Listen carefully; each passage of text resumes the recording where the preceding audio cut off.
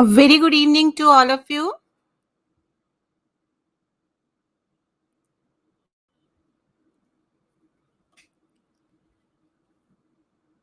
A very good evening once again to all of you. I hope my voice is clear, is loud and clear for everyone. I'm Dr. Nidhi and I welcome you to another session of CUET PG Prarambh Series.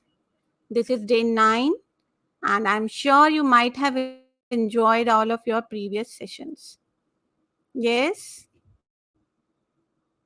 Good evening, Manisha. Good evening, Shubhi Bindal. So I hope all of you are doing great. Yes, so let me share the topic for today's session.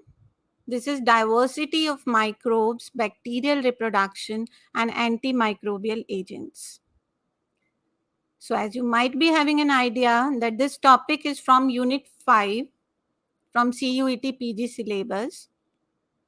This topic is quite wide, right? And I would try to make it interesting because I know that this topic might not sound interesting to most of us. Yes, so I'll be trying to make it simpler and interesting for you all, and letting you know that what all kind of questions they had been asked from this part previously, and what are the other things you need to focus at. Yes, so are we good to start with our today's session? Yes, can I get some yes, BIO in the chat section? So what do we understand from this term, microbial diversity? What do we mean by this? Yes, diversity of microbes, that refers to the vast array of microorganisms, right, which are definitely the smallest form of life, which exist everywhere. Yes? Okay. So now the next question could be, what are microbes? Microbe, that is a microscopic organism like we have discussed. So here if I ask you one question, what do you think, that microbes, are they unicellular or multicellular? Yes, I would like to get some quick responses in the chat section. I hope you got my question. What do you think, whether microbes are unicellular or multicellular? Let me repeat with this. This is a topic from Microbiology, Unit 5 from your syllabus. And significant number of questions they are asked from this part. Okay, so I'll be giving you an idea that what all topics you need to focus at, right? What all things they could be asked, you can expect them to be asked in your exam. Okay, so we are starting with the very simple thing. First of all, let us discuss that. What do we understand from microbes? Yes. Anybody? Nobody is coming up with the answer. What do you think? Whether microbes are unicellular or multicellular? Okay, so let me share the answer. See, definitely most of the microbes, they are unicellular, right? But microbes, they can be multicellular as well. Okay, so this remains a misconception among students that microbes, they are always unicellular, right? They can be multicellular, they can be single cell organisms, and they not only include bacteria but protozoans, some fungi, some unicellular fungi, then algae. They are also, these domains of life, they are also comprising of some organisms which are microscopic in nature. Okay, so microbes are definitely those organisms which we cannot see through our naked eyes, right? We need some artificial magnification. Okay, so most microbes, they are unicellular and small enough that require artificial magnification to be seen. However, there are some unicellular microbes that are visible to naked eye and some multicellular that are microscopic.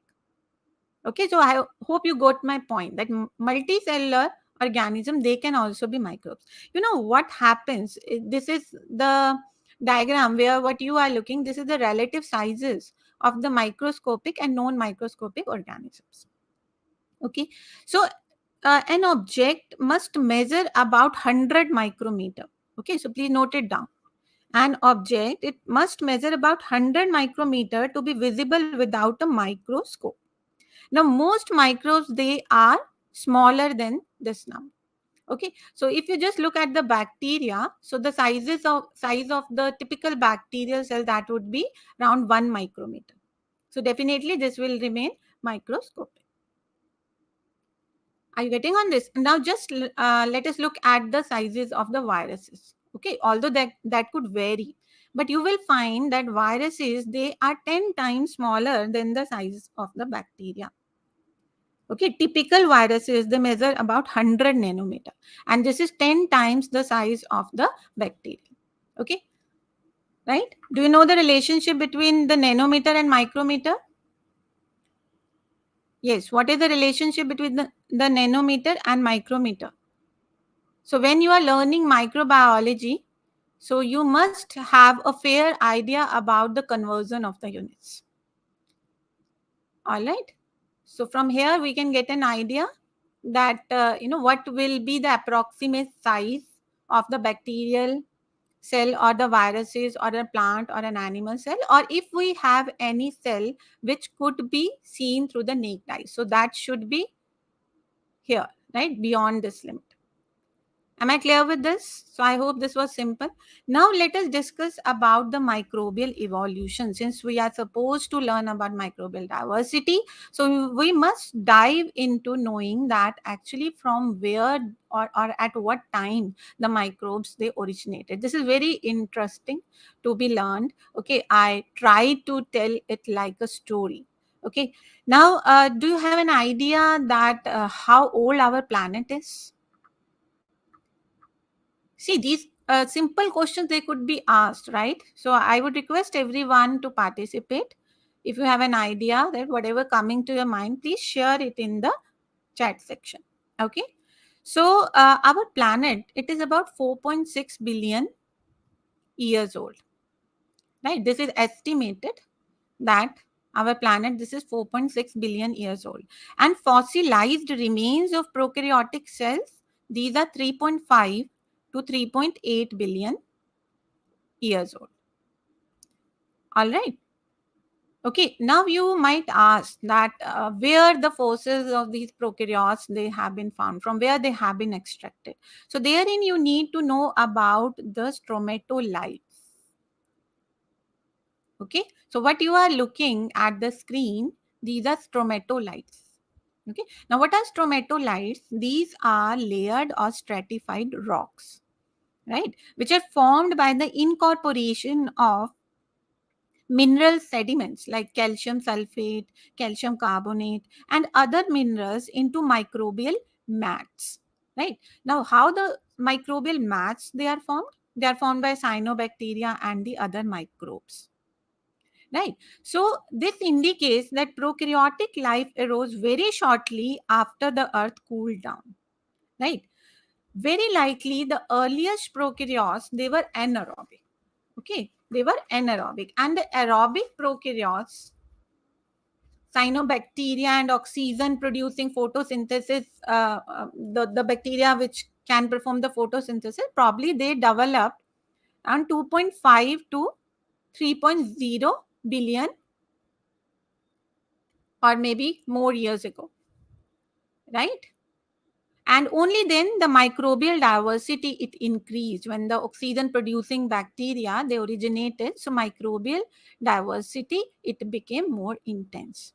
Right, now you might have heard of Carl Voice and his contribution to the microbial diversity, wherein the studies made by him and his collaborators on rRNA. Now, this is another point you all need to note down, right? The studies, they were based on the rRNA sequences, right, in the prokaryotic cells. So those studies, they suggested that prokaryotes divided into two distinct groups very early on, right? So therein we can have a look over this phylogenetic tree. Right, now here what you are looking, see, let me tell you that as I have mentioned earlier, we have discussed that the microbes, they could be unicellular as well as multicellular. So basically we can keep them in three divisions, right? Bacteria, Archaea and Eukarya. Right. So, like I have just mentioned, that Carl Voice, based on his rRNA sequence studies, so he, on the basis of that, this tree, right, which is reflecting his views, and this tree is divided into three major branches, right, representing three primary groups: bacteria, archaea, and eukarya. Okay. Now, archaea and bacteria, they first diverged, as we can see here, and then eukaryotes developed. Right. So these three primary groups, these are called as domains. Right. And these are placed above the phylum and the kingdom levels. Okay. Now, it appears like modern eukaryotic cells, they arose from prokaryotes about 4.4 billion years ago. So all these numbers, I hope you are noting them down, okay, because they could be directly asked. So from here, now we got an idea that how the microbes might have originated. Prokaryotes, they originated first, then they got diverged, and eukaryotes, they originated quite late, right? Wherein we can see that bacteria, firstly, they diverged into two, bacteria and archaea, and then only the eukaryotes, they appeared. Right. So this is a universal phylogenetic tree. You should keep this tree in your mind, right, whenever it comes about microbial diversity. Now let us move ahead to our next slide. And what we are having here, this is the three domain system. Okay. Evolutionary relationships of three domains is the subject of current research by the biologist. So here we can see these are the three domains like we have discussed: bacteria, archaea, eukarya, right? So bacteria, when we can say that at the beginning of the biology, the organisms, they were kept only in two categories, right? Plants and animals.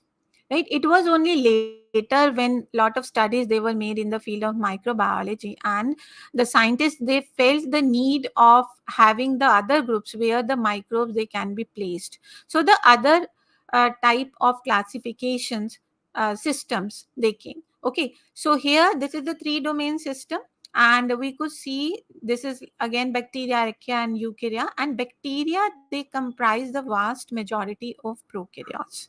Right. Now, what apart from the other properties which the bacteria would be having, the main property will be that they have peptidoglycan in the cell wall. Okay, which contains the muramic acid. All right. And they have membrane lipids, which are ester linked straight chain fatty acids. Right. That resembles the eukaryotic membrane lipids. However, if we talk about archaea, so here the membrane lipids, these are with ether-linked branched aliphatic chains. Okay, so you can note down that this is the difference, right? I repeat on this: bacteria, they do have peptidoglycan.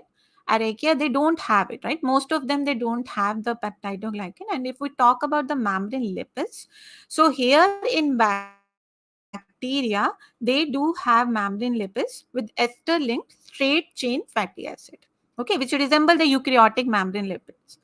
But archaea, they have the ether-linked branched aliphatic chains, right? And most of them, they'll not be having the peptidoglycan. Beside that, there are other differences like the ribosomes. They will be of different composition and shape. So again, let me repeat, these kind of questions, they are asked in the exam, right?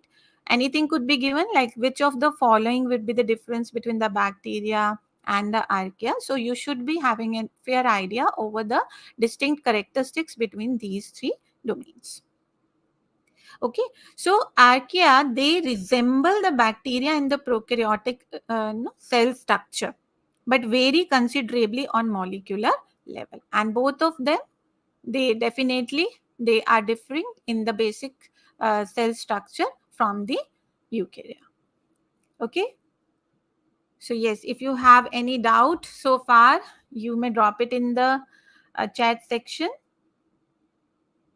I hope this is clear so far. Now, let us move to our next slide. And here, what we are finding, this is about the classification of microorganisms with the main characteristics. So, I have already given you a little bit idea about that. Like bacteria, the cell walls, they contain a protein carbohydrate complex called peptidoglycan. Archaea, the cell walls, if present, they lack peptidoglycan. And then in eukarya, this will be including protista, right? Fungi, plants, and animals, right? So microorganisms, they can be from eukarya as well, right?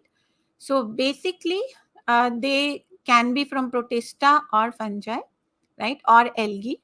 So here you can find some pictures they have been shared, right, giving you an idea that what all types of organisms we can consider as microorganisms. Okay, so this is the bacteria. This is the rod-shaped bacteria, right? I hope this is clearly visible to everyone. This is Haemophilus influenzae, right? This is the bacterial cause of pneumonia. This is mucor, common bread mold. This is fungus, and these are sporangia. So they can release pores, which may get released, and then they land on a favorable surface, and they may germinate into a network of hypha, right? And next we have what? This is amoeba, right? So in which category you are going to place it? In the protozoa. Okay, so amoeba, it is a type of unicellular protozoan. So this is approaching a food particle, as this is visible in this picture, right? And this is the plant algae, volvox. Here we have Zika virus. So if you ask that where are the viruses, we haven't seen viruses to be placed in any category. Yes, so viruses, they are different, right? They have not been placed in any phylum, like, or any domain or any group. Why it is so? Because they are considered non-living, right? Until and unless they enter into the living cell, right? So they just stay or they exist as a non-living particle. So that is why they haven't been kept or placed in any of these groups which we have discussed so far. Okay, now let us move to our next slide. So I hope you got an idea from where the microorganisms they come, right? What all are the three domains? How can we have a basic idea that what are the three groups from where we can get the microorganism? Now let us talk about the kingdoms, right? Now, while most of the bacteriologists they favor the three domain system which we had discussed earlier. Okay, this is the three domain system, right? But many protozoologists and botanists or zoologists, they still think in terms of five or more kingdoms, right? So this slide briefly summarizes about the nature of some of these classification systems. So here what we are looking, this is the first classification system, right, to have gained popularity in the last few decades. And this is the five kingdom system suggested by whom? Any idea? Robert H. Whitaker in 1960. Okay, so here the five kingdoms are bacteria. This is Monera, right? This is Protista, and then Plantae, then fungi, and Animalia. Okay, so here the three main criteria which have been adopted, right, to have this five kingdom system are cell type. Okay, so what is the cell type? Right, cell type means whether the cells they are prokaryotes or they are eukaryotes. Prokaryotes, I hope everyone understands. Prokaryotes means prokaryon. Karyon, that is a word related to nucleus. Means they do have the pre-nucleus. Nucleus is not in the developed state. Okay, so all those organisms which do not have the well-defined nucleus, they are considered as prokaryotes, right? So the first criteria is the cell type, and the second is the level of organization, whether they are solitary, unicellular, or multicellular. Then the other criteria could be nutritional type, right? What is the nutritional type? Whether they are having ingestive or holozoic or other types of nutrition types they are showing. Okay, so in Animalia, the multicellular organisms, right, which are wall-less eukaryotic cells, right, they have been placed and they show primarily ingestive nutrition, right? Ingestive nutrition. What do we mean by ingestive nutrition? Would anybody like to share? What do you understand from this term? Ingestive nutrition.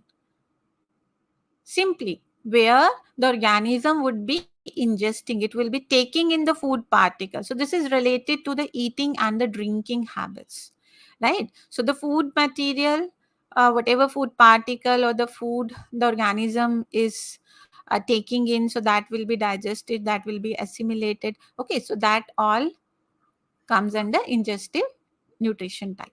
Okay, then we have plantae.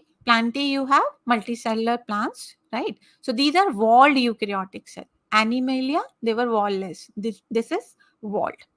Okay, and they have primarily photoautotrophic nutrition.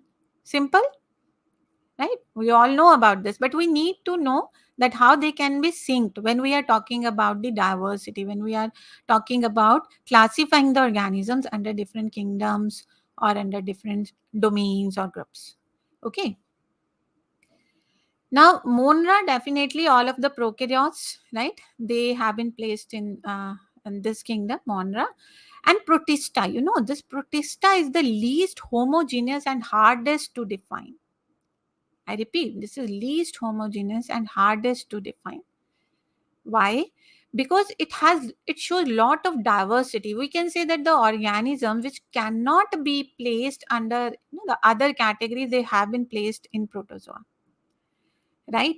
So in protista, okay, so definitely protista that includes protozoans, right?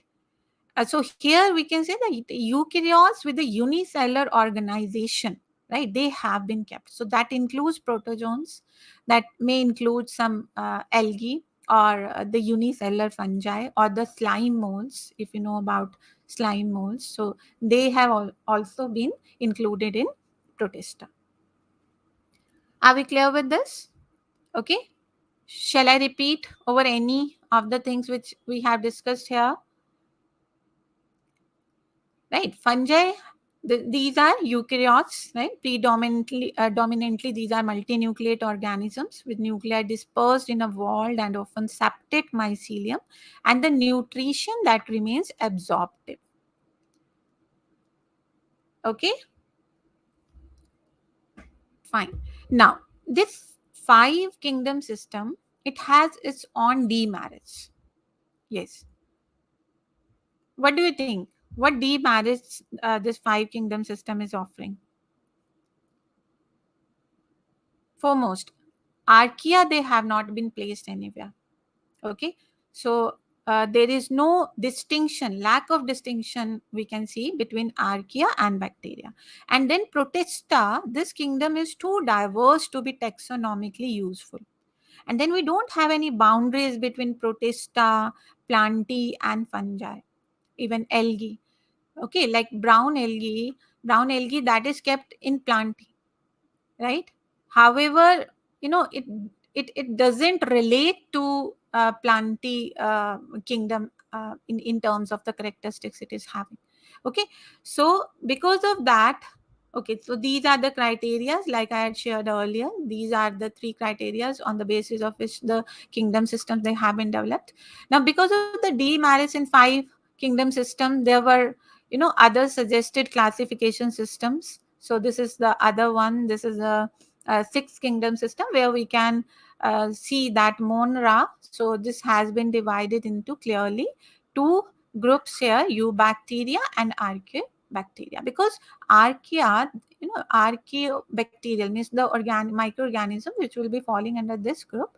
They do have some characteristics which are distinct from the microbes falling under eubacteria.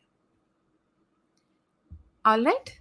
Now let us learn about the taxonomic ranks. Okay. While preparing a classification scheme, one places the microorganism within a small homogeneous group that is itself is a member of a larger group, right? Like these all will be the members of this larger group, which is having a position higher to it. Are you getting on this? So all the levels or the ranks, in terms of the bacterial taxonomy, if we see all these levels in the ascending order, so how they'll be going up, starting with the species, Then we have genus, family, order, classes, phylum, and then domain. So I have already explained that, what all three major domains we are having. Okay, so category in any rank that unites the groups in the level below it based on the shared properties. Okay, like all species of Salmonella, they would have shared properties. So they have been placed under the genus Salmonella. As simple as that, right? But most of the time, scientists or the other people, they use some unofficial names of the bacteria, like we use purple bacteria, methane oxidizing bacteria, sulfate reducing bacteria, or lactic acid bacteria, right?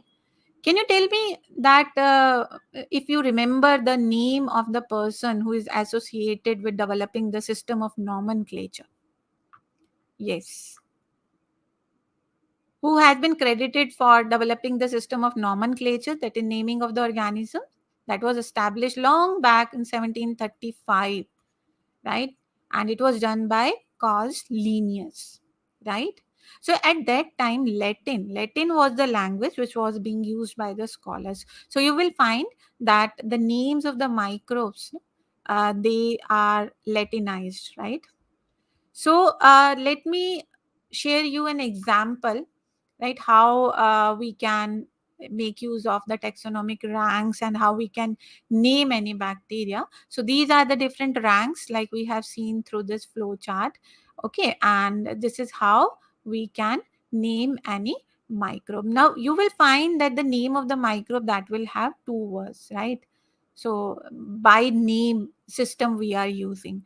So whether means this name that can describe an organism, or maybe it can honor a researcher, right, who has a major contribution to be given in relation to this microbe, maybe it related to the discovery of this microbial strain, right, or maybe identify the habitat of a species. Okay. Okay, fine, let me try to make it simple. Let me give you an example. Okay, Staphylococcus aureus. Have you heard of this? Staphylococcus aureus. Right. Like I had mentioned earlier that Latin language had been used, right, for the in this nomenclature, right, of the microbes. And here you will find that two names, right. The first, that will be for the genus, and the other, the this will be the specific epithet, right? So this will be telling about the species. So they need to be either underlined, the names, they have to be written either in underlined form, or you need to put them in the italic form. But if you have already used the microbial name once, so what you can do, you can just use the initial, right, of the first name, and then you can write the specific epithet, right? So yeah, I was talking about Staphylococcus aureus. So what do we understand from Staphylo, right? Staphylo means clustered arrangement of the cell.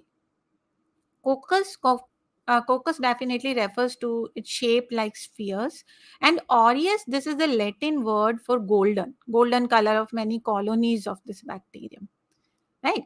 So that is how the names, they were uh, given to the various microbial strains, right? So they could be anything related to the habitat, to any particular structure the microbe would be showing, right, means the description of an organism, or to honor a researcher, like Escherichia coli. So it has been named for the physician Theodor Escherichia, right?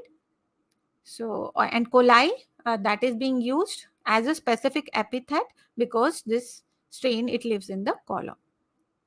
Okay, simple.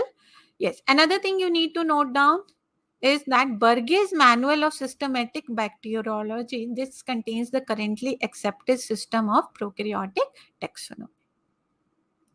Right. Now let us quickly move to our next slide. Okay, but before that, let me share some information with you how you can get connected to us. So we are offering you different platforms, right? You can definitely make a call at our toll-free number if you have any query regarding joining the classes on YouTube or app or on Telegram. You must join our group on Telegram because you'll get all the updates regarding the upcoming certificate courses or any webinars, right, or the other things which you are going to find in the near future being organized by BioTecNika. Don't uh, miss posting your testimonials, right? Whatever you want to share with us, right? And here you can leave your messages, and don't forget to download the BioTecNika app so you can get connected to us through any of these mediums. Okay, now let us move to our next slide quickly. So this is about bacteria. Bacteria, they are relatively simple single cell unicellular microorganisms, right? Individual bacteria, they may form pairs, right? They may form chains, they may form clusters or other groupings, right? And so prokaryotes, we have already discussed that from where this term has originated. This is a Greek word which means pre-nucleus. So all of them, they do have the primitive form of the nucleus. So that is why they have been kept in prokaryotes. Okay. Bacillus, rod-like, coccus, spherical or ovoid or spiral, right? Curved shape. These are the among the most common shapes the bacteria may have. But some bacteria, they could be star-shaped as well. Like if you have heard of Stella, genus Stella. Okay, so they are star-shaped. Bacteria, they are enclosed in cell walls. And like I had mentioned it earlier, right? This is something important. So I'm repeating on it again again and again because this had been asked, right, in the previous year exam papers, and this could be asked again. How the cell wall of the bacteria is different from the other microbes or the other organism kept in the other groups. Okay, like if we talk about the plants in the algal cell wall, yes, so can you tell me that what is the main component there? That is cellulose. If we talk about the fungi, so what is the main component? Chitin, right? In bacteria, this is peptidoglycan. Okay, simple, right? So bacteria, they divide mostly by binary fission, right? Most of them, they use organic chemicals, right? Which in nature can be derived from either dead or the living organisms. Some can manufacture their own food by photosynthesis. Okay, many can swim by using moving appendages like flagella, right? So these are the common bacterial shapes, people. This is what? This is coccus, right? Sphere, right? Or round, that what we have under this shape, coccus. Then bacillus, rod shaped. This is Vibrio. So Vibrio, this is what? This is curved rod. Okay. Coccobacillus, we can say that this is the fusion of coccus and bacillus. So here you will find this is a short rod we are having. Okay. This is spirillum. Spirillum, so here spiral, right? Spiral like shape the organism would be having. And then this is spirochetes. So in spirochetes, you will find helical spiral, right? Right. So these are the cell morphologies commonly found in the prokaryotic cell. So microbes, they differ not only sizes but also in structure, habitat, metabolism, and many other characteristics. Okay. Now let us move to our next slide, and this is definitely important where we are going to learn the difference between the gram positive and gram negative bacteria, right? Bacteria, they have been classified, right, using different criteria like I had shared earlier as well. The cell shape, the metabolism, or maybe the genetic material they are having. But this is very important characteristic which has been used to classify the bacteria, to categorize the bacteria, and this is what? Gram staining, right? This is gram staining. Now let me tell you that gram staining, this plays a important role in the phonetic classification. So this is another word you should be noting down: phonetic classification. What do we mean by phonetic classification? This is a type of numerical taxonomy where organisms, they are arranged according to the overall similarity of the existing organism based on the available characters. Shall I repeat? The characters which are already available. Now, looking at the similarity between those characters which these organisms they are holding, if we are classifying the organisms, so that is known as the phonetic classification, right? And gram staining, it has an important role in the phonetic classification. So, what is the other type of classification we have? Yes, would anybody like to share? That is evolutionary classification, right? Where the classification will be based on finding the characteristics, right, which are common among different microbes, and they may have become distinct during the course of evolution.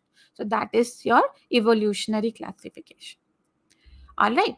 Now, coming back to the gram staining, or which forms the basis for classifying the bacteria as gram positive and gram negative bacteria. So, definitely, this is related to the structural differences in the cell wall, right?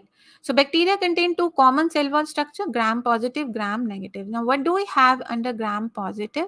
Here we can see that the cell wall composition, this is not very simple. We can see that gram positive bacteria, they have thick peptidoglycan as part of the cell wall. And here you will find that teichoic acid chains, right? They could be seen going all across the peptidoglycan or even beyond it, right? Now, this teichoic acid, they provide rigidity to peptidoglycan, making it more stable. All right. And it also helps the gram positive bacteria to get attached to some receptors on the organism where the bacteria would be attacking. Okay. Now, if we look at the cell wall composition of gram negative bacteria, so what do we have here? This is, we can say that this is more complex, right? Here again, you will find there is a peptidoglycan layer, but this is thinner as compared to the previous one, right? This is very clear in this diagram. This is thinner, this is thin. And here we have an outer membrane, then this peptidoglycan layer, right, which is forming up the cell wall part, and then the inner membrane. Here we had only plasma membrane and a thick peptidoglycan layer forming up the cell wall. As well as you will find the periplasmic space here, so gel-like matrix that is filled up, right, between the peptidoglycan and the inner membrane. The outer membrane, this is connected to the peptidoglycan through murin lipoprotein. This is the murin lipoprotein, right, which is attaching the outer membrane to the peptidoglycan.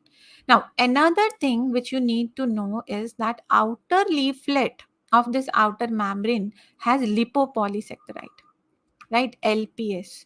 So this is the endotoxin which the gram negative bacteria will be having.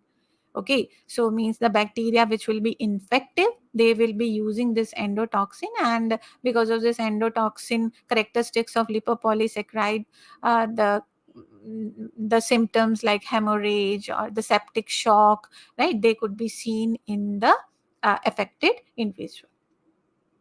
Do you get that? Now, let me share the detailed structure of this lipopolysaccharide, as you could see here on the right screen, on the right side of the screen. So this is further made up of lipid A, core polysaccharide, and O side chain, right? Now, the composition of O side chain, that will vary, right, from strain to strain. And the part of the O side chain, these are sugar-like molecules, okay? To make it simple, these are sugar-like molecules which are making up the O side chain. And like I said, that this could vary depending upon the strain of the bacteria. Okay, and the parts of this O side chain, they make up the O antigen, and the various immunological tests and serological tests, they could be conducted to identify the bacterial strain. Depending upon the type of the O antigen, they will be showing up. Am I clear with this? This is important. I hope you realize that, right? Based on it, the questions they could be created. What is the difference between gram positive, gram negative bacteria in terms of the cell wall? And let me tell you that besides the differences in the cell wall, right, there are other characteristics as well which are related to this classification based on the gram positive and the gram negative. Means gram positive, they'll be having some common set of characteristics.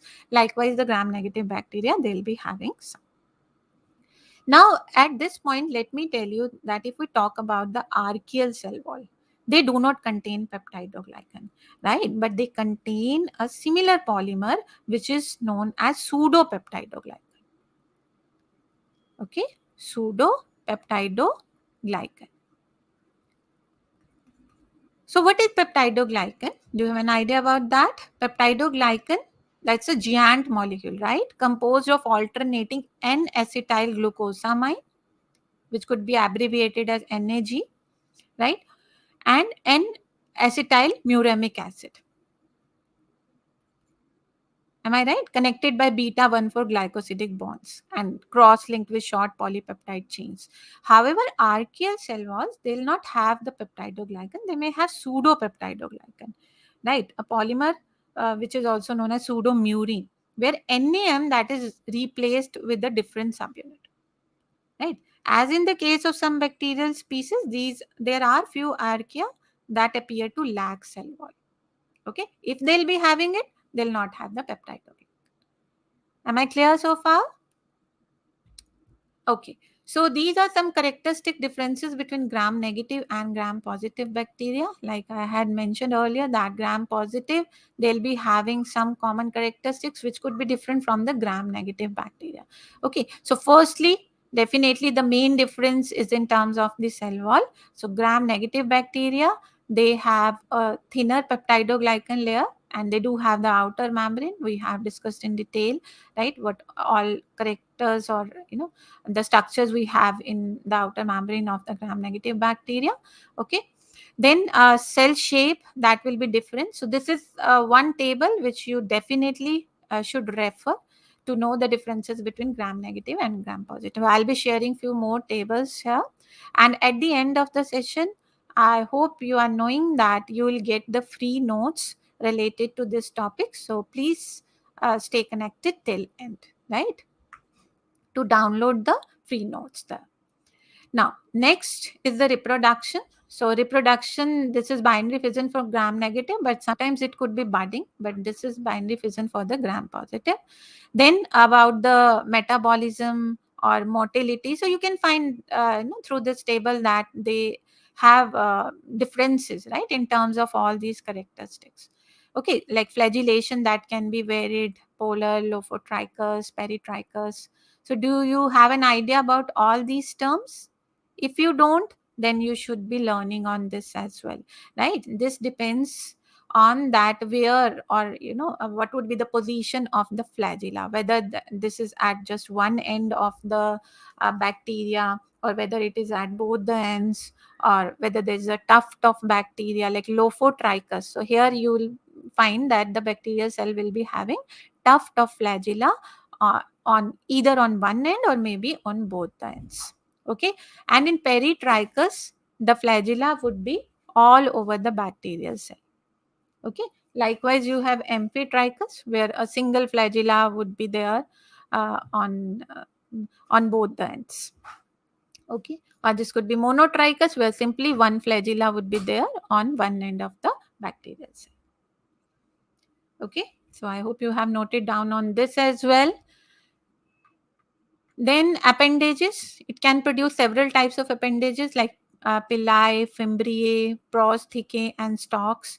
Now, let me tell you that these are different from pillae or fimbriae, right? They are the extensions of the cell wall or maybe the cell membrane, right? So they can help in the attachment of the bacterial cell to the substratum, or the prosthecae, they help in increasing the surface area for the nutrition. Okay, so these are basically the extensions of the cell wall or the membrane, right? Endospores, they cannot form endospores, but gram positive bacteria, they form endospores. Now this is another term which you should focus at. You should be knowing about that, what are endosperms. So like I had mentioned initially, I'll keep on telling you that what all terms or what are the things you need to focus at, right, from the examination point of view. So endospores, these are non-reproductive spores. Okay, so these spores, they are produced when there is some nutritional deficiency for the bacterial cell. And the bacteria, they can survive in the form of the endospores for long time durations, maybe for centuries. And as soon as they'll get the favorable conditions, they'll get activated to the vegetative state. Okay, so I hope you have noted down all the important points related to the difference between gram positive and gram negative. Okay, now let us move to our next slide. This is about Archaea. So most of the things we have learned, but let us quickly recall what are the major characteristics related to this domain of the microbes. So they consist of prokaryotic cell, but if they have cell wall, the walls lack peptidoglycan, right? They often are found in the extreme environments. They are divided into three main groups. Methanogens, they produce methane as a waste product from respiration. Right? These are the three main groups into which we can keep Archaea. Right? Extreme halophiles, as you know, halo means salt, philes mean loving. Okay, so these are extreme halophiles. They live in extremely salty environment, such as the Great Salt Lake and the Dead Sea. The extreme thermophiles, they live in the hot sulfurous water like hot springs. Right. Now, this is an example which I have shared here, right, from the Archaeal group. This is Pyrodictium abiesi. This is an unusual member of the Archaea found growing in deep ocean sediment at a temperature of 110 degree centigrade. So as you can see here, these are disc-shaped cell, right? And these are, here we can see there are tubular structures, right, which are there in the structure of this archaeal member. Okay, now let us move ahead and let me give you a glimpse that where in which groups we can find the pathogenic organisms in eukarya. Right, so this should be very clear in your mind, right? What are the various divisions and what are the different classification systems, from which groups the microbes can come, where we can find the pathogenic microbes. Now at this point, let me share an important uh, information regarding the archaeal groups, right? Archaeal group organisms, they have not been found to be harmful to the humans. Okay, means they're not pathogenic as such. Most of them, they have not been found to be pathogenic. Right, now coming back to the pathogenic eukaryotes, so here we'll not talk about this part for now because we are learning about the microbes. So I have given you an idea from where the microbes they come, right? So here we have protozoans, algae, fungi. Okay, so in protozoans, right, this is been included into, yes, can you tell me in which kingdom the protozoans they have been placed, the five kingdom system? Yes, are you able to recall? I had shared this information in the slides which we have discussed earlier.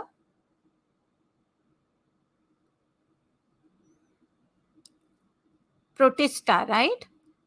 Okay, so Protista, the protozoans they have been kept, and like we had discussed that is very diverse. So you will find that there are diverse characteristics which could be shared by this group.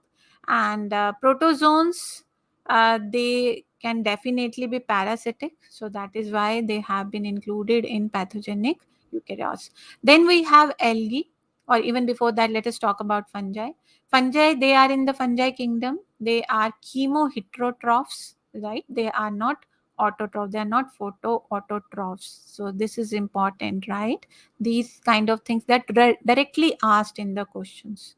They acquire food by absorption. So what is the characteristic in terms of the food habit? This is absorptive.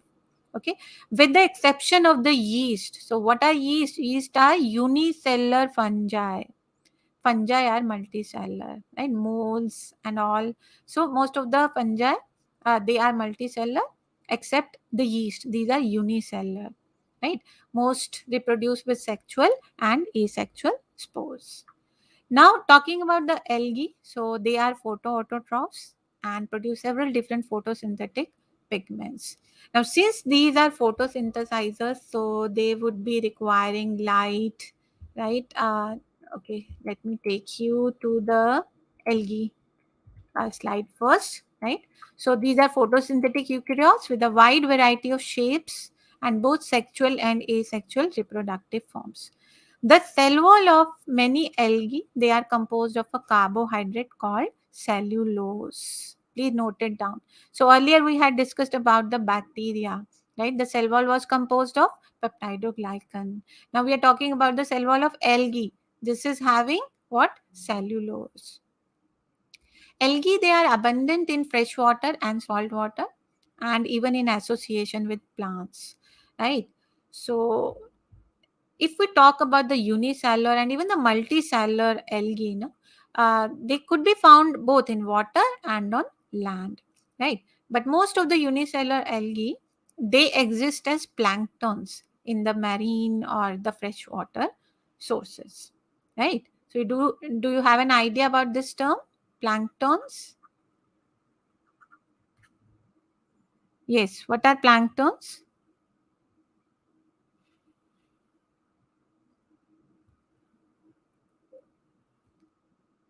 Planktons, these are weak swimmers, right? These are weak swimmers. They just swim along with the direction of the water current, right? So we will see that the unicellular algae that could be found, the algae, they could be found as planktons, right? Now, all right. So I hope this is clear, Pratik, Manisha. Okay. All right. So let me just scroll through the chat section to find out. Okay, Jason, Adam, I'm really glad to see that all of you have given your responses there. You have pulled down the answers against the questions I had asked. Okay, and I could see most of you have come up with the right answers. Very nice.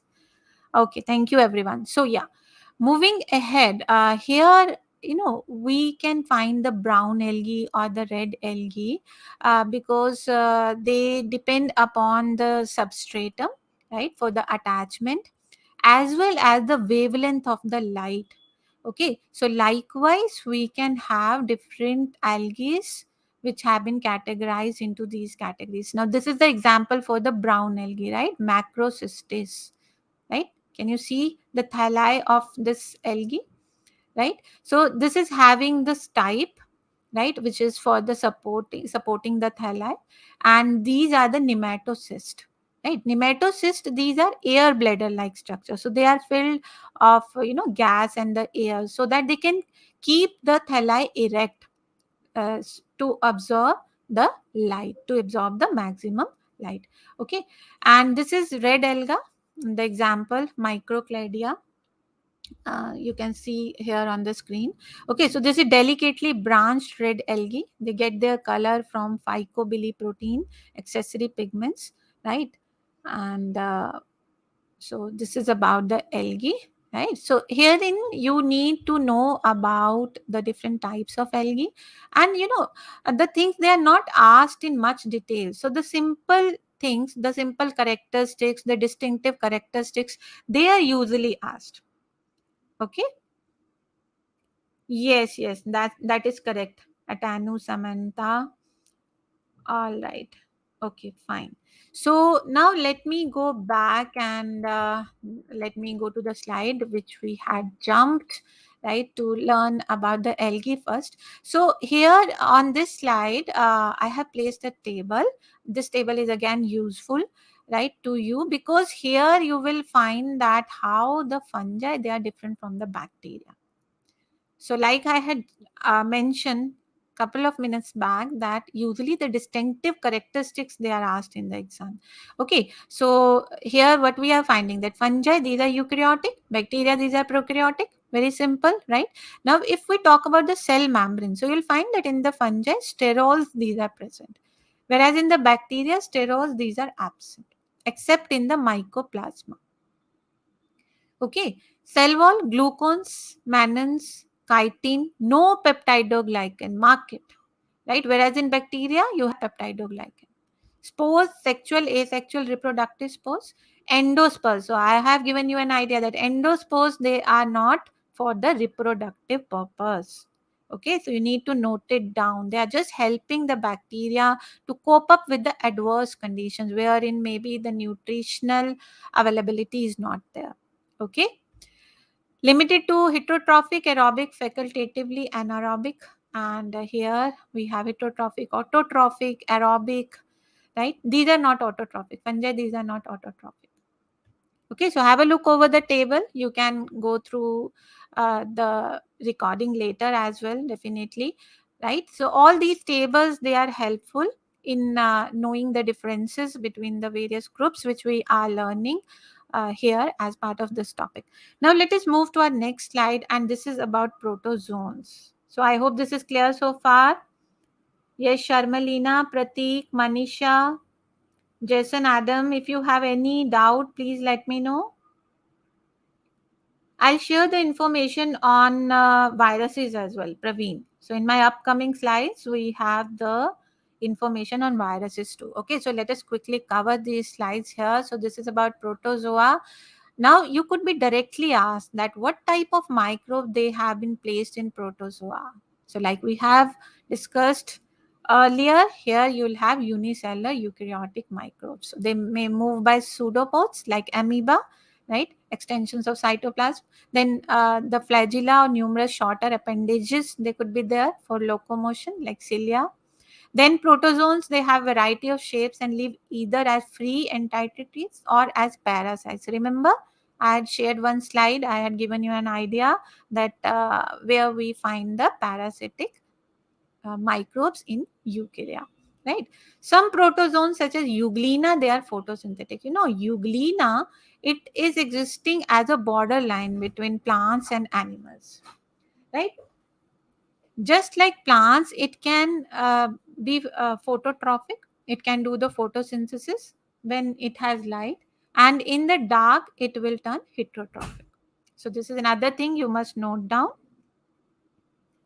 Okay, Samantha, you want me to repeat with the planktons? Planktons, this is a name which is used in common for all those organisms which are weak swimmers, right?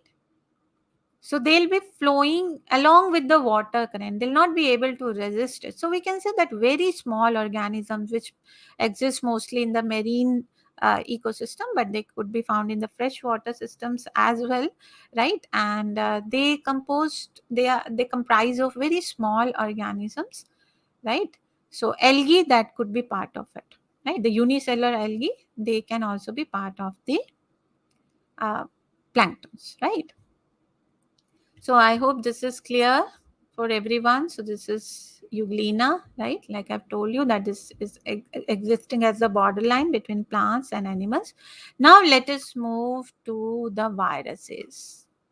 Okay, so viruses, you hadn't found viruses to be placed under any of the groups which we had discussed earlier. So, there are various opinions which the scientists they give that where we should be placing them. They are actually acellular. We have talked about unicellular, we have talked about multicellular, but these are acellular. Okay, Samantha, you have asked planktons are protozoans. Not all of them. It's not like planktons, they are always protozoans. Like some protozoans, they could be planktons, but in planktons, you can have small organisms which could belong to different groups. Okay, so you can have algae, like I've told you, you can have small protista. Okay, understood? Means the small organism which could come from the protista group. Okay, yeah. All right. So moving ahead with knowing the characteristics of the viruses. So this is really difficult to classify the viruses. Again, different criteria they are being used based on the shape, based on the type of the genetic material they are having, based on the type of the replication mechanism they are showing. Okay, but they would be containing a single type of nucleic acid, either DNA or RNA. Right. So likewise, we can classify them as DNA viruses or RNA viruses, and then further single stranded or double stranded, right? So again, I'll be sharing some tables in the upcoming slides.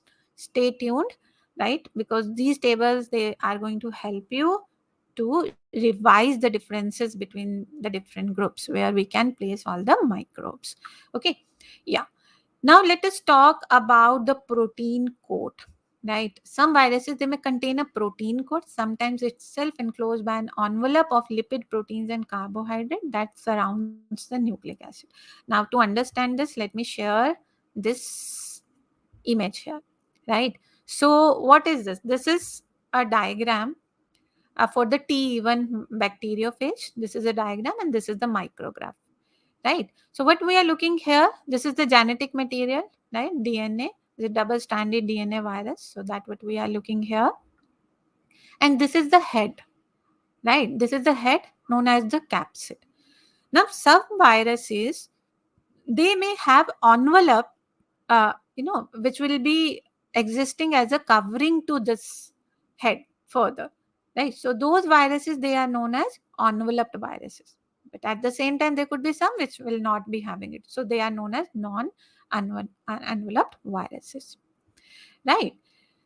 So do you have an idea? What do we mean by T here? T, even bacteriophages, you might have heard of T1, T2, T3, T4 bacteriophages. Bacteriophages, you understand this term?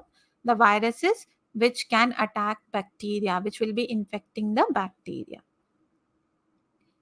Yes, Manisha, that's correct. Okay, so you have mentioned capsid, but I was talking about the envelope. And one question I've asked here, if you know that what is T? What is T or what is T even? Yes, that is correct, Samantha. T4. T4, that is a T even bacteriophage. So we may have T2, T4, T6, T6. Okay, so they differ in the types of the receptors they'll be having, the type of the receptor they'll be binding to while infecting. Okay, and the T odd or the T even bacteriophages, they will have differences in terms of the characteristics of the head they would be having. Okay, like T odd bacteriophages, they have isometric head, right? Dimensions would be different.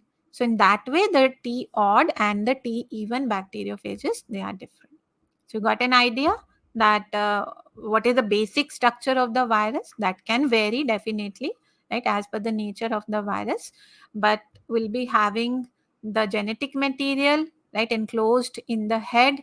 Now there could be tail, right? This is the hollow tail from where the genetic material that would be infused into the organism when this virus will be attacking to that. Okay, yeah, this is another point you must note down. Viruses range from 20 to 1000 nanometer in length. Okay, now let us move ahead. Let us know more about the capsid and the envelope. So the protein coat surrounding the nucleic acid of a virus is called the capsid. Like you have already mentioned, Manisha, and I'm sure all others, they are also knowing about this thing, right? Capsid, which is further made up of capsomeres, right? Now these capsomeres, they can be a single type of protein or several types, right? And like we have discussed, that capsid of some viruses that will be enclosed by an envelope consisting of lipid, proteins, and carbohydrates. So those viruses will be known as enveloped viruses. Now quickly tell me that what do you think? Coronavirus is an enveloped virus or is it non-enveloped virus? Yes. Okay. Meanwhile, you think and drop your answers there in the chat section. So here on the envelope, what we are looking, these are the halo of spikes, right? Halo of spikes over the envelope, right? Which could be surrounding the capsid in some viruses. This is non-enveloped virus. This is the enveloped virus, right? So here I would suggest that you must memorize some examples for both enveloped and non-enveloped, because you could be asked, right? That which of the following is the enveloped, or you could be given with some name, right? That will be the a common viral name. It won't be too much specific or particular. Um, this is how the questions they could be asked, but you must memorize few examples under both the categories. Very good, Manisha, Janvi, well done. Yes, Goldie Tiwari, that is correct. Purvi, that is correct. Very nice to see that. Okay, so most of you have come up with the right answer only. Yes, so coronavirus, that is a enveloped virus. All right, so here we have a table where we can find the comparison between the viruses and the bacteria. Okay, so typical bacteria, whether they exist as intercellular parasite? No, right? Definitely they are disease causing, but they do not exist as intercellular parasite, unlike viruses, right? So likewise, you can see there are other differences, like the bacteria, they are sensitive to antibiotics, but whether viruses are, no, they are not sensitive to antibiotics, but then they are sensitive to interferons, right? Binary fission, bacteria show binary fission, viruses they don't. Okay, so please go through this table to know the other differences between viruses and bacteria. Okay, so viruses, they are generally smaller than bacteria. I have shown you that table where you can find the relative differences in the sizes between viruses and the bacteria. But then there are some viruses which are quite large in size, like I give you an example here, Vaccinia virus, right? Vaccinia virus, this is about the same size as some uh, small bacteria like Mycoplasma or Ectasia or Chlamydia. Okay. Now I'm coming to a slide where we'll learn these terms which are really important from the examination point of view. And these terms are viroids, then prions, and then we have one more which I'm going to reveal very soon. But before that, let us learn that what are viroids. Okay, viroids, this refers to a group of infectious agents that are linear or circular, single-stranded RNAs about 250 to 370 nucleotides long. Right, somewhere you will find that it will be given 200 to 300. Right, means that is a range. So they are approximately this much number of nucleotide long, and they have single-strand RNA, and they are devoid of the protein code, right? Like here in this diagram you can see, right, this is an example which has been shown. This is a viroid. This is a closed single stranded RNA circle. So they can be linear, they can be circular, right? And here, as part of the structure, what happens that the single stranded RNA, it gets into base pairing within the structure itself. Okay, so nucleotides, they are often internally paired. So the molecule has a closed, folded or three-dimensional structure, right? And it helps to protect the viroid from the destruction by cellular enzymes of the host. Over 16 different plant diseases, including potato spindle tuber disease or chrysanthemum stunt disease, right? Or the diseases of the citrus trees, they have been found to be appearing because of the viroids, right? So what are viroids? So I hope now this is clear, right? So I repeat on this. This is single stranded RNA. However, this is appearing as double stranded. Why? Because it is getting into the base pairing, right? They often internally base pair, right? The nucleotide, they often internally base pair. So the molecule looks like double stranded. And this has left terminal, then pathogenicity, then central conserved region, variable domain, and the right terminal. So you should have an idea over the basic structure of the viroid. So that would be sufficient, right? What do we mean by this? Right? This is a single stranded RNA, infectious particle, infectious agent, right? And why this is appearing like the double stranded? So you'll find that there are some unpaired loops, right? And this is the paired part where the internal base pairing may happen, right? And this is responsible for causing plant diseases. So these are the important points related to the viroids. So I hope this will help you to remember what are viroids. Now moving to our next term, prions.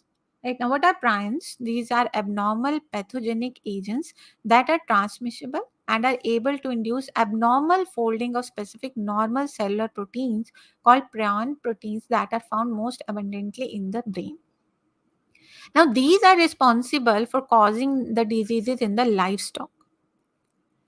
Right, they may affect the the nervous system of the livestock, like sheep. So they cause a deadly disease in them, right, where the animals, they lose control over their movements, right? So these are what? These are actually the proteins, the infectious proteins particles, right? So they have not been found to have any uh, DNA or RNA. These are just the infectious proteins. So it has been suggested that the protein structure, it gets altered, right, because of the infection by these infectious protein particles causing the diseases. Right? Am I clear with both of these terms? Any doubt anybody would like to ask? So I just write down the name of the disease, which prions they may cause. This is a fatal degenerative disease affecting the central nervous system of sheep and goats. Right? So these are what? These are 33 to 35 kilodalton hydrophobic membrane protein. Right? Now, the next term which we have is virion. This is the term which is used for a complete, fully developed viral particle, right? Virion. So, virion, this is a complete, fully developed viral particle composed of nucleic acid surrounded by a coat. So, here now you must understand that what are the differences between these terms. All right. So, I hope you have taken note of this, right? So this is another table I'm sharing with you all. Here you could find the DNA viruses, the RNA viruses, and whether the DNA, this is in single stranded form or it is in double stranded form. So please go through this table for sure and try to remember some examples of the viruses which belong to these different categories. Okay, like in single stranded DNA, we may have linear, we may have circular. Okay, so paroviruses, or like you can see the other examples they have been given: Vaccinia, smallpox, so double strand with cross-linked ends, right? And under RNA, we again can have single stranded or double stranded, and then we have some examples. So try to remember the names of those viruses which are like quite common, which could be expected to be asked in the exam. Right, like I had mentioned earlier, you just don't need to remember the typical names, but just try to remember the common ones, like where do we have the retroviruses, or where we have the rhabdoviruses. Okay, or like vaccinia, smallpox, polioviruses. So these names, if possible, try to memorize them.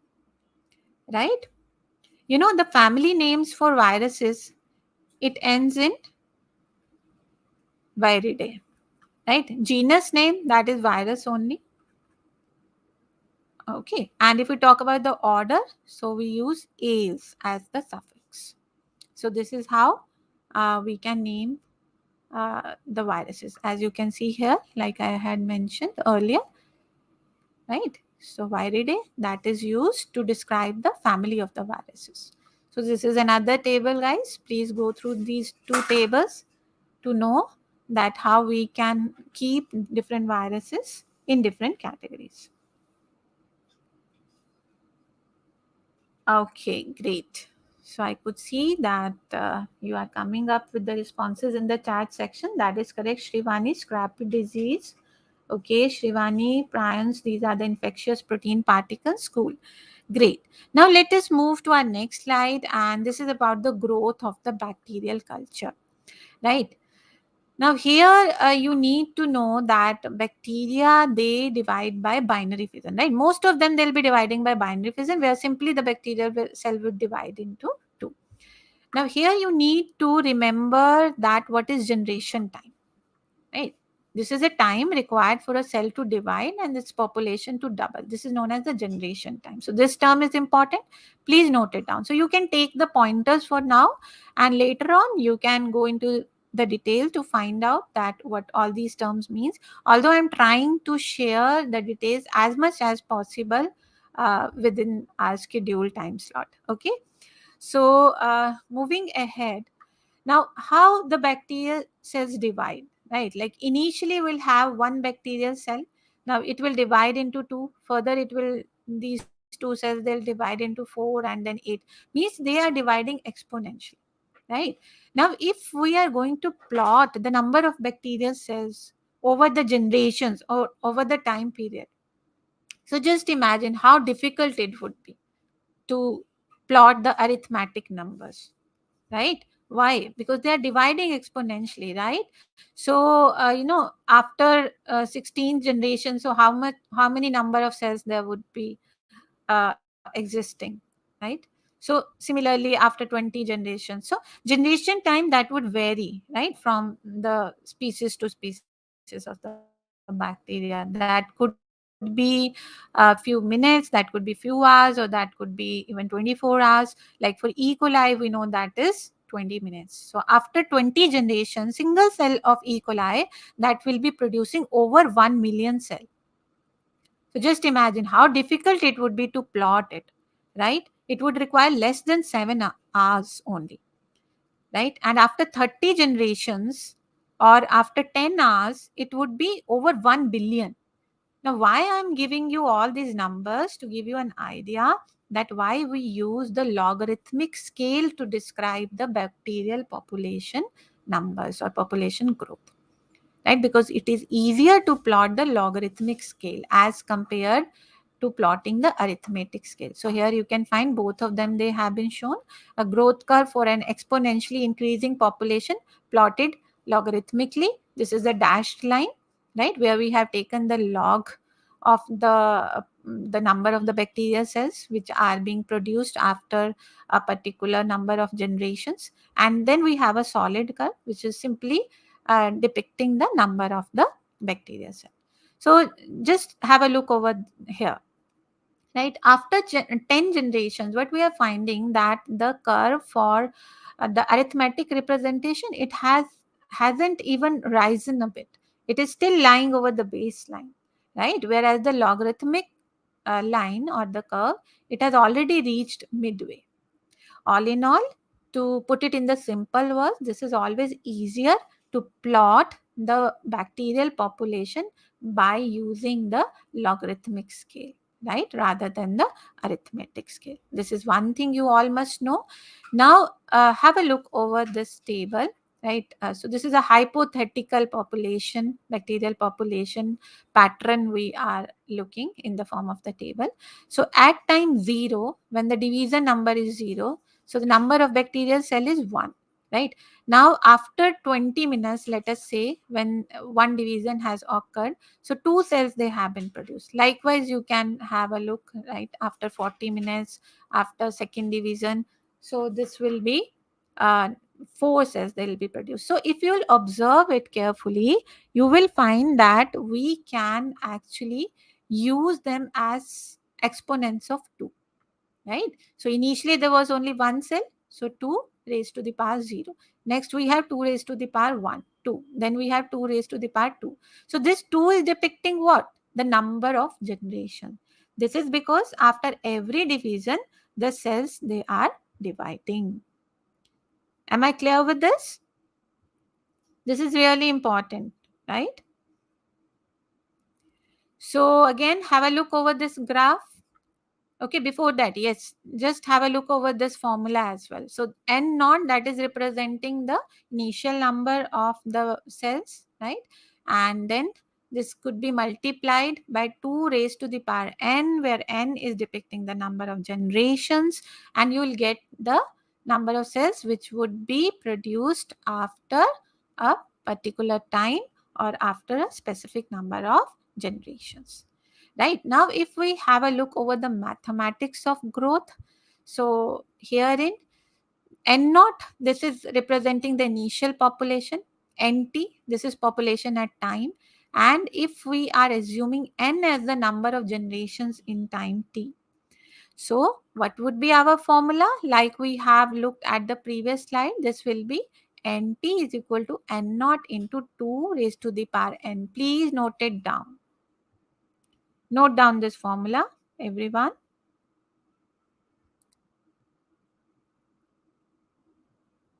Yes, let me know if you have any doubt on this. So I'm checking through the chat section. Quickly drop your uh, concerns, doubts if you have any, or else we'll move ahead.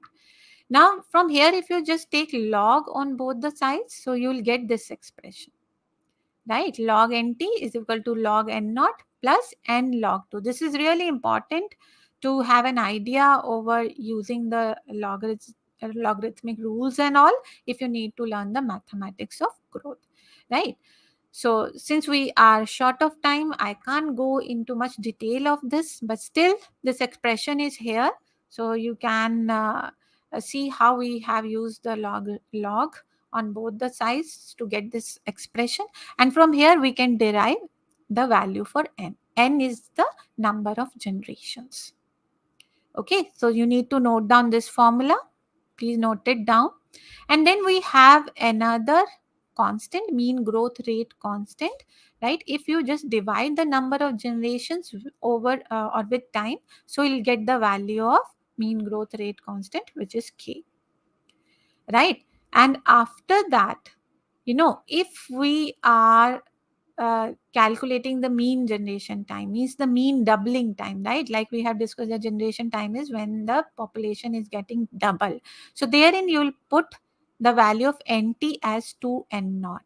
So when you will put this value in the expression which we have derived earlier for mean growth rate constant, so you will get the value of K as 1 by G, or we can say that G is equal to 1 by K. So all these expressions you need to note down. Yes, Shrivani, let me know what you want me to repeat at. Okay, I quickly summarize it for you because now we are running out of time. So Shivani, here I am repeating with this. N naught, this is the initial population number. NT is the population at time T, and N is the number of generation, like after 2 generations or after 4 generations, right? So what will be the final population of the bacterial cell, that we are going to represent by NT. So NT will be equal to N naught into 2N. You can cross check it with the table which we had discussed on the previous slide. Okay, next you need to take log on both the sides and you'll obtain this expression. आपको दोनों side log लेना है और कुछ नहीं, और log के rules को apply करना है. ठीक है, so you'll get this expression, and from here you can calculate the value of n. N is the number of generations. कितनी generations bacterial cell ने cross की हैं to get this number, to get the final population. So you can derive the value of n from this expression, right? And using this only, you can also calculate mean growth rate constant. Okay, so please go through the mathematics of growth. You can go through the recording like I've told you, and you need to memorize these formulas because you can get direct questions asking about these variables, or maybe some simple numericals based on it. All right. So here, this is one example how we can calculate the generation time. So on the previous slide, we have derived the formula for generation time. Shall I go back and show you? Generation time is equal to reciprocal of mean growth rate constant, right? So K, the value of K, you need to remember. The value of K is this one, log NT minus log N naught by 0.301 T, and the value of G will be reciprocal of it. G is the generation time, remember. Now, let us suppose that you have been asked to calculate the generation time when the bacterial population is increasing from 10 raised to the power 3 to 10 raised to the power 9 in 10 hours. So, you have been provided with the time as well. So, how you are going to do it? Simply put the values in the formula for K. right? So from here you will be able to calculate the value of K, and taking its reciprocal, you will get the value of G, or the generation time. All right. 2 raised to the power n. Shrivani, this is 2 raised to the power n. Okay, for that you need to refer this table. I am giving you a hint here. Okay, why we are using this expression. So please go through this table. Later on also, I would suggest that go through this table. You will be able to understand that why we are using this expression here, 2 raised to the power n. From where you are getting? From here we are getting it, because every time the cell is getting doubled. Okay, so we can use 2 raised to the power the number of generations. So that is how we can derive this expression. Okay.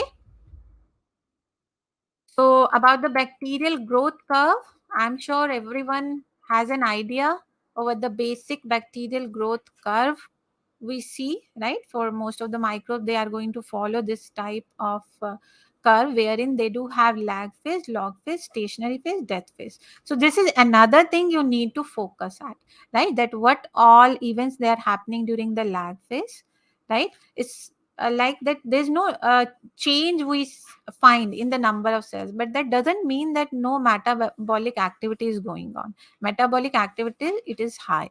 Okay, during the log phase, the bacteria, they multiply at the maximum rate. During the stationary phase, there is an equilibrium between cell division and death, right? During the death phase, the number of death that exceed the number of new cell formed. So that is why we are getting this shape of the growth curve. Okay, so please cover it, right, when you will be learning this topic for your exam. Now let us move to our last topic, and this is antimicrobial agents, right? Now this term is in general terms used for the drugs, chemicals, or other substances that either kill or slow down the growth of the microbes, right? Simple. Now this may include antibacterial drugs, antiviral agents, antifungal agents, and even antiparasitic drugs like antihelminths and all, right? Now further, you need to know that antibacterial, they can be classified based on the type of action. They could be bacteriostatic, right? That means they will be either slowing down or inhibiting the growth of bacteria. So from here you can remember, right, what this term means. Static, they will be either slowing down or inhibiting the growth of bacteria. Bactericidal, right? They'll destroy the bacteria by targeting the cell wall or the cell membrane of the bacteria, right? So these two terms you need to remember. Right, now this is a very important table which I am sharing here. I would suggest that nobody should miss on this table, so I'm marking it very, very important. Right, why this is so? Because here you will find various antimicrobial agents, particularly the antibacterial drugs in actions, right, with their mechanism of action. So definitely you can expect the questions to be asked from this type of thing. So this is a table which will help you to remember the commonly used antibacterial drugs and their mechanism of action. Like you could be asked that how streptomycin acts, or how tetracycline acts, or how rifampicin acts, or how polymyxin acts, right? Or ampicillin or penicillin. So you must know about the mechanism of action. So you would be realizing that they will be either interfering with the cell wall synthesis, right? Most of the antibiotics, they interfere with the protein synthesis, right? Or nucleic acid synthesis, or cell membrane disruption, or interfering with some metabolic process. So these are different ways in which the antibacterial drugs, they can act, right? So you need to have a complete idea that how these different antibacterial drugs, they can work. Now let us have a quick look over the questions which have been asked in the previous year exam papers. I'm sure you will be able to answer them quickly. Shall we continue? Yes, everyone, can I get some yes in the chat section? All right, so this is the first question. See, it has been asked in the previous year exam paper, and how simple this is. In fact, I have shared the information which was, in much detail about the gram staining and classifying the microbes on the basis of the gram staining. So yeah, I'm expecting quick answers to be coming in the chat section. Yes, gram staining is based on the presence of. Okay, Muhammad, Shubi, Manisha, Sharmalina, Pratik. Very nice. So there you are. Everyone knows it now. We had discussed it in detail. We have seen the structure. Now we know everything about it, right? Why or how the gram staining that could be used in the phonetic classification. That is another word you must note down and remember, right? What is phonetic classification? Okay, so let us move to our next question quickly. In the five kingdom system of classification, the Archaea nitrogen fixing organisms, they were included under. Again, this is a previous year asked question, right? See how simple this is. So if you have been attentive throughout, if you have followed the different classification system we have discussed, so you can quickly come up with the answer. Yes, where we are going to keep the Archaea in the different domains we had learned, or in the different kingdoms. So this is about the five kingdom system, in fact. So yes, where we are going to place it. Very nice. That was quick. Okay. No, it won't be Protista, Pratik. Why it would be Protista? We are talking about Archaea, right? Remember Archaea and bacteria? So they are part of Monera, right? In Monera, we can have Archaea. So in the five kingdom system, that was a demerit, right? And the Archaea, they were not having a separate position, so they had been included in Monera only. Later on, in sixth classification system, they have been separated out from the bacteria. Okay, now let us quickly move to our next set of questions. Bacterial cell wall is made up of. Yes, so we are already running out of time, so I would request everyone to come up with the answers quickly. Yes, the bacterial cell wall is made up of. Yes, Shrivani, Sharmilina, Janvi. There you are. Very nice. Well done, everyone. So, our next question: which one of the following is called brewer's yeast? Although this is not related to the part which we have discussed today, but I have included this question to give you an idea that what other things you need to go through when you are going to prepare this topic for your exam. Okay, so you have to focus on the uh, organisms which do have the application values which are significant, and they do have the industrial values or the medical, or they do have the value in the medicines. Okay, so brewer's yeast, yes, Saccharomyces cerevisiae, that's correct. So let us quickly move to our next set of questions. Unicellular eukaryotes, they are grouped into.